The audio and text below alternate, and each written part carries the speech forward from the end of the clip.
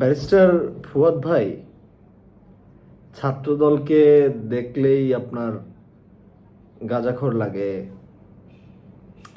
এই কথাটা বলার সময় কিংবা কথাটা বলা শেষ হয়ে যাওয়ার পর ওই খিলগাঁওতে 18টা গুলি খেয়ে ছাত্রদলের সভাপতি কামরুজ্জামান জনি মারা গিয়েছিল, ওর কথা স্মরণে আসছে?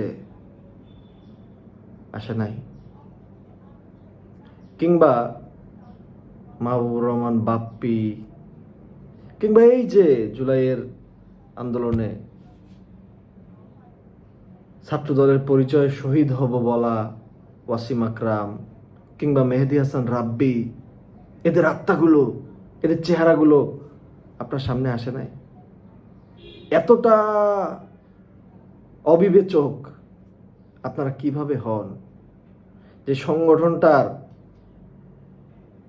ইতিহাস লেগে আছে রক্তের লেখা, ইতিহাস লেখা হয়ে আছে রক্তে, নির্যাতনে, স্বাধীনতা, সার্বভৌমত্ব, অখণ্ডতার সংগ্রামে, গণতন্ত্র প্রতিষ্ঠার, পুনঃপ্রতিষ্ঠার লড়াইয়ে যাদের নাম লেখা আছে, তাদেরকে দেখলেই আপনার গাঁজাখোর মনে হয়? তাহলে আপনাকে দেখলে কি মানুষের আর মানুষ মনে হবে?